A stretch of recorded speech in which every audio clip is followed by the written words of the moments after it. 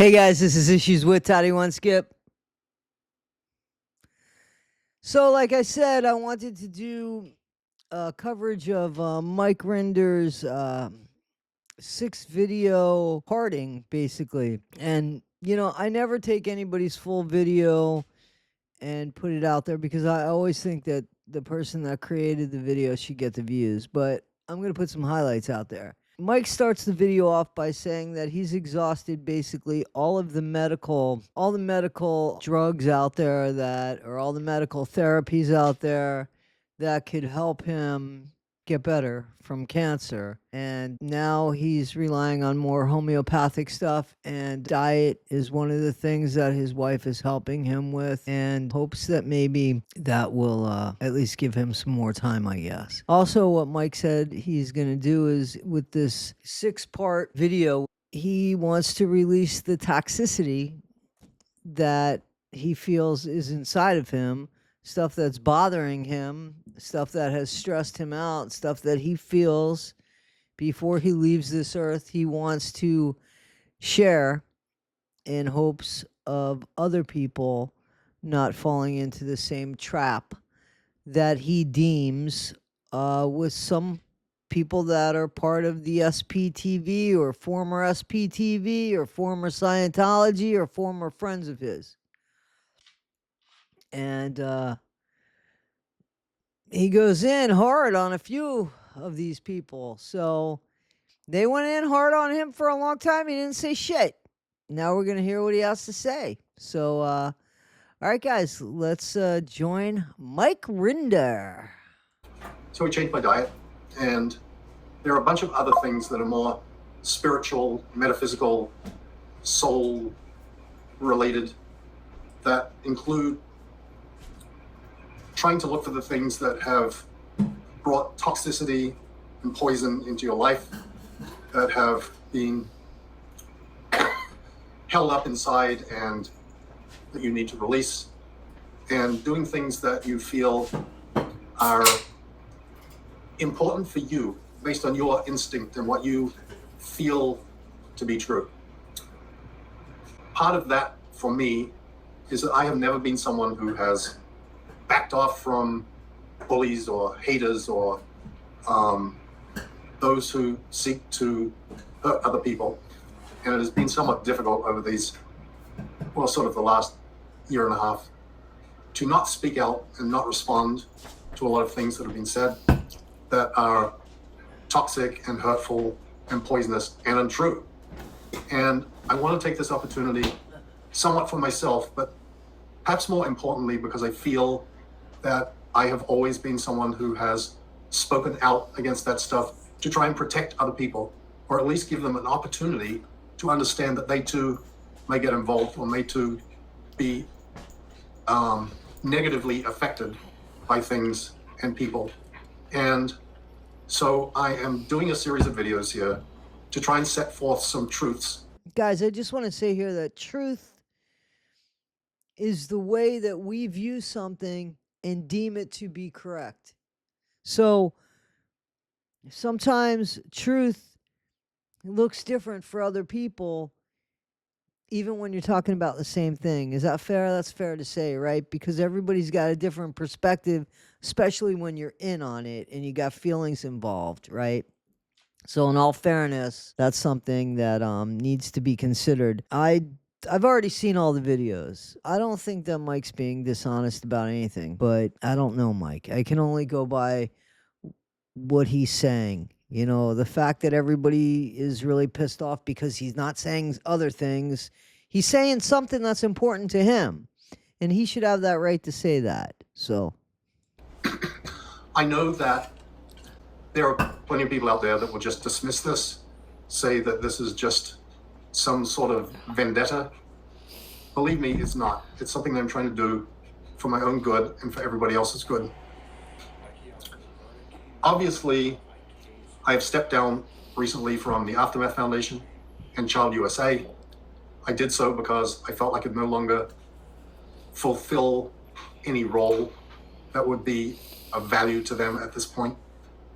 Neither of them asked me to do so. In fact, both foundations requested that I not. So Mike did back down from those two organizations, and they tried to get him to stay. He stayed for a little bit, but it seems like when the radiation treatment was going on, it just is too much for him. It's clear that the guy just doesn't feel well, and he wants to spend some quality time with his family.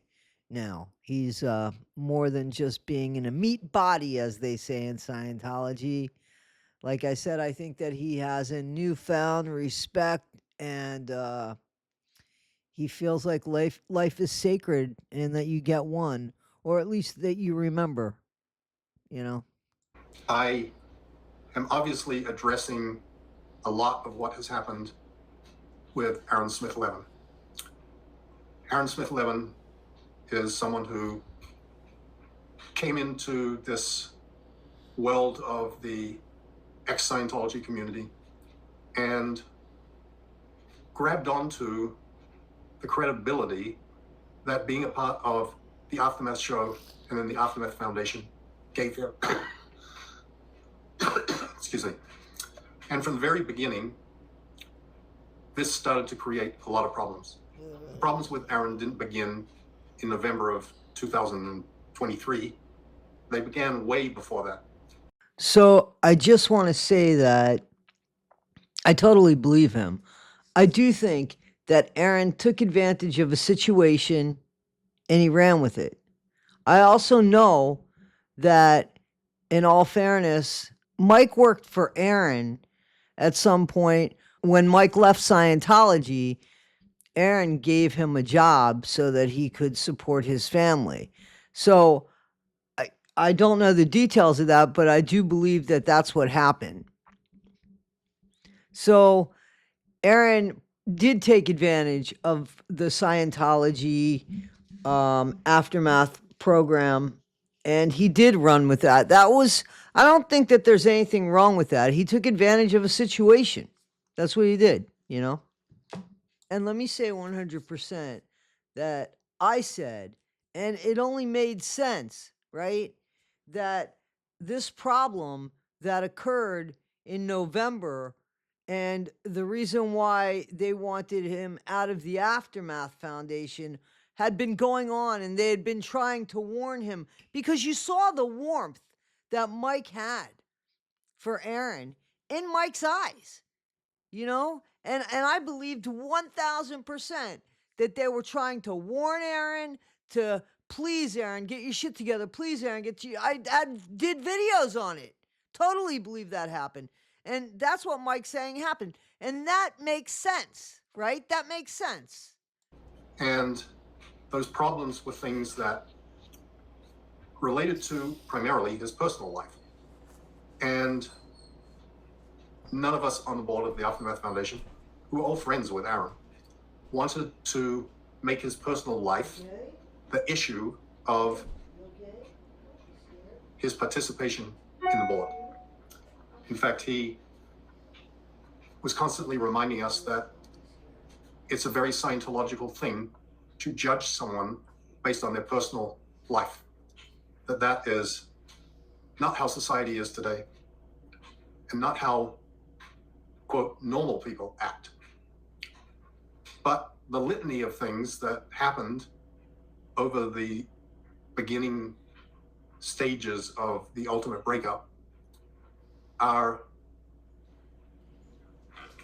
problematic, or were problematic, because they were very public and were very antithetical to the goals and purposes of the Aftermath Foundation. There is no such thing as behaving poorly when you are on the board of something. There is no such thing as behaving poorly. And 100%, I've said this before, I'll say it again. Your personal life, my personal life, everybody's personal life is only personal when we're alone. It is not personal when we were out on the streets affecting other people's personal lives. That's not right. You can't do that. That's not personal life. That's affecting everybody else's personal life. And once you do that, everything's up for grabs. It just seems to get worse with what happens with A-Aron. And, I do think that even now, that I would think A-Aron, looking at Mike and the condition that Mike is in now, that he might have some compassion. I don't know. I would think so, right? I would think Nora would too, but, she doesn't. I didn't see that she did. People want Mike to say a certain thing, and unless he says that, everything else is bullshit. Well, maybe there is stuff that Mike did that he needs to be held accountable for. It clearly isn't going to be in this lifetime. It just doesn't seem to be that it's going to be in this lifetime, because it doesn't look like Mike's going to be here that much longer. I hate to say that. I'm not God. Miracles happen. I've said it before. I'm a Christian. Miracles happen. Christianity is based on miracle, right? So on several miracles, right? So I believe that anything can happen. And I pray for Mike. I do. But what he's saying could be true. And I believe that it's true. And also, the way he behaved when he was head of OSA could be true. What Mike is being held accountable for through the eyes of, it seems to me, and I kind of get this, in all fairness, I get this, that Mike telling these kids or these young adults, or now adults, what they want to hear would maybe bring them closure. I don't think that Mike is like holding on to their closure because he's afraid of saying what he did. Like, I don't. He might be protecting somebody else. He might not see it that way, but I really don't believe that he is just not saying something because because he's afraid of what's going to be. I just, I don't know. I think that, again, they all had rules to follow, and they all followed them, and they all did wrong. They did wrong while they were there. And some of them continued to do wrong. When Mike was supporting A-Aron's decision, they were saying, stop. At some point, really, like Mike said, an enabler. And, it's too bad what he said. Well, let's just go. It began, I guess, with the email that the board received from someone who had discovered the activities that A-Aron had engaged in when he went on a coke-fueled sex worker binge to Colombia. I'm pretty sure that A-Aron made reference to Chris Shelton writing that email.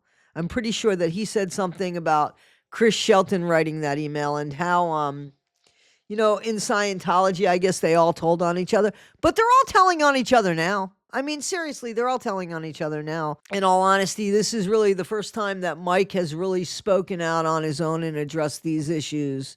But, A-Aron's been talking about it. They've all been talking about it. Everybody's been talking about everybody. I mean, come on. Rather than being embarrassed or concerned about it, Mark Headley, A-Aron, me, and one other guy were working at the time on a project for Mark's company at a Toyota plant in Mississippi. And the night that email came in, the next morning, A-Aron walked in and announced to the three of us, "Here I am, a king of cocaine and hookers in Colombia," like he was proud of it. He took a trip to China to visit with Nathan Rich and his girlfriend, a Chinese woman. And when he came home, he told us the story of how he had gotten so blackout drunk at the apartment of Nathan's girlfriend's family that he, quote, lost 3 days of his life. He had no idea what happened. And he told us that proudly. And it was like, A-Aron, what are you going to do next? And 100%, I've said this before, I'll say it again. Your personal life, my personal life, everybody's personal life is only personal when we're alone. It is not personal when we were out on the streets affecting other people's personal lives. That's not right. You can't do that. That's not personal life. That's affecting everybody else's personal life. And once you do that, everything's up for grabs. Well, we next had a problem because now he was promoting himself as the vice president of the Aftermath Foundation. He was the only person on board who constantly used that title for himself, and it became a big problem for the tax-exempt status of the Aftermath Foundation because he was raising money for himself personally on the basis of his association with the foundation. So that is a huge accusation, and I would think that Mike saying it would have something to back it up because that's I don't think you could do that legally. So Also during this time, Leah and I had wholeheartedly supported his effort to run for the City Council of Clearwater. But in the midst of that, he got involved in two drunken altercations at two separate bars in Clearwater. And there were police reports that were written about it. And the Tampa Bay Times got those police reports. And I went to bat for Aaron to try and prevent that story from being too scandalous. The best I could do was tell them that the only thing that they could print was based on the police reports, not based on the other things that they had heard, including the trip to Colombia and the rumors that Aaron was having sex in the back of a pickup truck at the Cigar Cave in Clearwater. remember, guys, this is an excerpt even of the first one that Mike does. There's more in that video than what I've put here. But does this surprise you with Aaron being tacky enough at his age to be having, he's at a big age, you know, to be having sex in the back of a pickup truck in the town of Clearwater while he is running for city council? You know, that is a romantic thing to do in the country, but not in a town where you actually have like a petition in your hand to run for city council and also to be on the board of the Aftermath Foundation and keep telling people about it. Like, that's something, again, your personal life is now affecting others. Yo, yeah, you got to be responsible walking in this planet. You really kind of need to be responsible to be a part of society. That's why those people that fail completely at that responsibility usually end up in prison, jail, institutions, something like that when they completely fail. So there is some sort of standard that we're held to, let alone somebody who is saying that they are vice president of some sort of foundation or some sort of, if they're for the better of the people. Really? That sounds for the better of A-Aron. That's what it sounds like.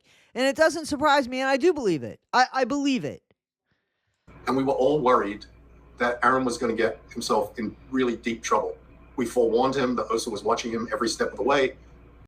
So they actually gave some examples of how they had to take Aaron's keys away. Mike talked about that. But again, you know, I want you guys to give Mike clicks. But here's the thing, they bring up OSA. Here's somebody that was so blackout drunk that you took his keys away, but he was also very dangerous, obviously, to people walking around just being a part of, you know, society and civilization and just minding their own business. And then you get people that have too much to drink and they end up driving through people's homes or knocking people, you know, out. Like, come on, accidents can happen, but it's more than just OSA. It's more than just wanting to be on the city council. This shit is just damn well dangerous. And if you have the attitude that you're not going to make any changes and that this is okay and that, you know, this is your personal life, I mean, what do you call that? What do you call that? Narcissism to like the extreme? Dangerous to the extreme? Stupidly, he thought that he was somehow above all that. The biggest problem that we had, though, was we all had a very deep friendship with Heather and his daughters, and we didn't want to hurt them. We didn't want to be the ones that were announcing anything about his personal life. We considered that that was between them. And Aaron did everything he could to cover that up from us, the best he possibly could. We went on a cruise with them in March of 2023, and Aaron was all lovey-dovey over Heather and pretending that he and Heather had a perfect relationship. And none of us thought that it was our job or business to disclose details or. So I kind of understand that. You don't want to be the person that gives somebody bad news. You don't want, if there's a fight in a relationship and they get back together, you're no longer in their sphere. You know what I'm saying? So you try not to get involved, but also who wants to make it easy for somebody else so that you're the one that breaks that person's heart? Because a lot of times it's the messenger that gets hit with the stone, right? So, and you also don't want to do that. Why would you want to tell your friend something that you know that is going to destroy them? So I kind of understand that. And it's not their responsibility. It's not. I don't think so. I don't think so. But I mean, if somebody asked me point blank, I might tell them. I might tell them the truth because I'm not a liar. But I don't know. I would probably kind of like pull myself away from that situation. But I would absolutely feel very uncomfortable, and I would definitely go to the person that put me in that situation and say, either fix it or take me out of the friggin' situation because I don't want to feel uncomfortable. And I would feel like I'm a liar acting like everything's all right. And you don't need to put me in that situation. That's just what I would do. I'm not saying anybody else should do that, but I'm sure I'm going to get comments with, well, Toddy, what would you do if it was one of your best friends? I'd call my best friend out on it and say, yo, don't put me in that fucked up situation. That's what I do. That's me. It's not my job to break somebody else's heart. I have my own relationships to worry about. We ended up doing and saying nothing. Heather later would lament the fact that she had only discovered details of what had been going on when Aaron did a video and she watched as 80,000 other people were also finding out about the details of his, quote, open marriage. So basically, what Mike is saying is that, for lack of better terminology, that basically Aaron's wife, Heather, is now his greatest enabler and perhaps in some sort of coercive relationship where she just abides by anything that A-Aron says and she agrees to anything A-Aron says. And that might be because of finances. It also might be because, if you remember, her whole family had disconnected from them because her whole family ended up in Scientology, and he ended up, I'm sure, promising her a life outside of Scientology and would always be there for her because her whole family was not going to be there the minute that they left. Remember that whole story? So I can imagine her being in a position and in a situation that she doesn't feel like she has any real strong autonomy. I don't know. I'm guessing this. I'm assuming this because we haven't heard from her. We haven't heard a word from her. Isn't that a little peculiar? Isn't that kind of peculiar? I don't know. To me, it is. I'll tell you what, it would definitely be peculiar to A-Aron if it was anybody but him.